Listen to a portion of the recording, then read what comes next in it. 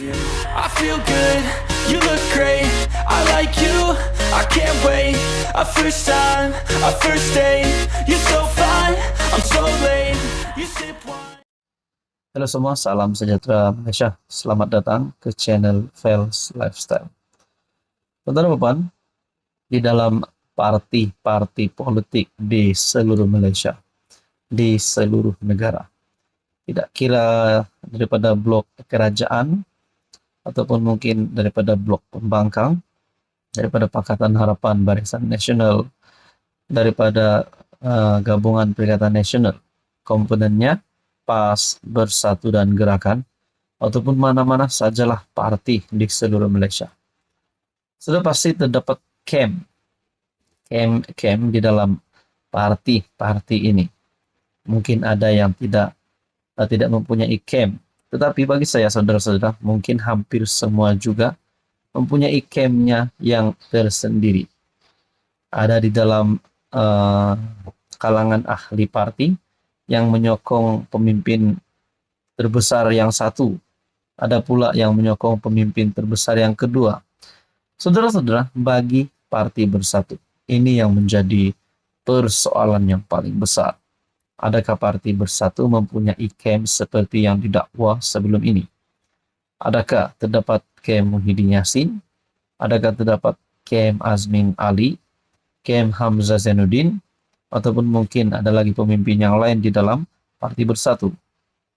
Ini satu pengakuan yang mengejutkan, dikongsikan melalui Malaysia Kini pada 25 Oktober.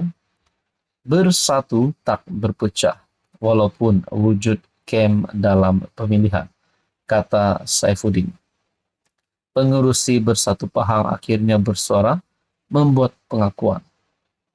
Saifuddin Abdullah menafikan dakwaan pihak tertentu bahwa pemilihan parti bakal mencetuskan perpecahan dan mewujudkan kem dalam kalangan calon bertanding. Bersatu tak berpecah walaupun wujud kem dalam pemilihan. Masalahnya, siapakah kem yang dikatakan di sini? Adakah kem Muhyiddin Yassin ataupun mungkin Hamzah Zainuddin, yaitu Presiden Bersatu dan juga timbalan Presiden Bersatu? Kalau benar wujud kem di dalam Bersatu, adakah mungkin perlahan-lahan ada lagi wakil rakyat daripada Bersatu yang akan berpaling tada dan tiba-tiba lompat parti menyokong Anwar Ibrahim? Dia menegaskan sirih jelajah Solidariti Bersatu yang sedang berlangsung ketika ini berjalan dalam suasana mesra dan akrab, selain merapatkan lagi hubungan antara pucuk pimpinan serta ahli akar umbi. Saya sendiri mengikuti hampir semua sirih jelajah Solidariti Bersatu, yang mana kita membawa bersama semua calon yang bertanding untuk pemilihan kali ini. Boleh dikatakan semua calon hadir tanpa mengira tim atau kem mana. Jika ada tim atau kem sekalipun, ia tidaklah sampai mencipta perpecahan, kerana pemilihan parti adalah proses biasa dalam demokrasi. Saudara-saudara, berkaitan dengan ini, apa pandangan dan komen Anda? Halo semua, salam sejahtera Malaysia. Selamat datang ke channel Fels Lifestyle. Tuan-tuan dan puan yang saya amat hormati, mungkin ada di antara Anda yang menonton video ini pada hari ini yang tertanya-tanya, adakah Najib mempunyai harapan untuk dibebaskan? Adakah Najib mempunyai harapan untuk menerima pengampunan penuh? Adakah Najib mempunyai harapan untuk menjadi tahanan di rumah? Saudara-saudara, tuan-tuan dan puan yang saya amat hormati, ada yang kata Najib Razak sedang kritikal. Bukan di dalam keadaan kesihatan Najib Razak, tetapi di dalam keadaan politik. Beliau kini menjadi banduan, bukanlah menjadi Presiden UMNO, bukan menjadi ahli parlimen, ahli Dewan Undangan Negeri, bukan. Tapi beliau hari ini menjadi banduan, ditahan di penjara Kajang. Saudara-saudara yang amat dihormati, akhirnya Najib melalui satu kenyataan daripada anak kepada Najib. 1MDB, Najib meminta maaf kepada rakyat Malaysia. Perkongsian daripada Sinar Harian bertarik 24 Oktober. Seminggu sebelum Mahkamah Tinggi di sini memutuskan sama ada Datuk Seri Najib Tun Razak perlu bela diri atau dibebaskan atas pertuduhan penyelewengan dana 1MDB, bekas Perdana Menteri itu membuat permohonan maaf secara terbuka kepada rakyat Malaysia. Menerusi kenyataan dibacakan anaknya Datuk Muhammad Nizar di Kompleks Mahkamah Kuala Lumpur pada Khamis.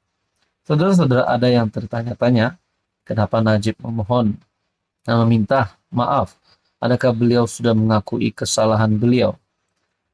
Ia berhubung salah laku yang berlaku di dalam 1MDB, terutama ketika di bawah pengawasannya selaku Menteri Keuangan dan Perdana Menteri. Muhammad Nizar berkata, setiap hari bapaknya berasa amat terluka apabila mengetahui kecurangan yang berlaku dalam syarikat strategik negara terbabi terjadi semasa di bawah pengawasannya sebagai menteri. Tiada lain yang dapat bapa saya nyatakan selain memohon maaf secara terbuka kepada seluruh rakyat Malaysia. Mungkin buat masa ini, Najib dah tak ada harapan lagi untuk jadi Perdana Menteri sekiranya beliau terus berada di penjara. Berkaitan dengan ini, adakah permohonan maaf Najib ini bakal menyentuh mana-mana pihak untuk mendorong beliau terus diampuni, terima pengampunan? Ataupun apakah yang dilakukan oleh Anwar Ibrahim sebagai Perdana Menteri dan sebagai pemimpin di dalam PH yang bersama-sama dengan kerajaan PHBN bersama dengan Barisan Nasional? Satu perkongsian daripada Malaysia Kini bertarik 25 Oktober pula, bukan urusan Anwar terima maaf Najib. Perdana Menteri Anwar Ibrahim menerima baik permohonan maaf Najib Razak berhubung skandal 1MDB mengundang kritikan. Peguam Latifah Koiha menempelak Anwar dengan mengatakan pengurusi PH itu tidak mempunyai kuasa menerima permohonan maaf sedemikian.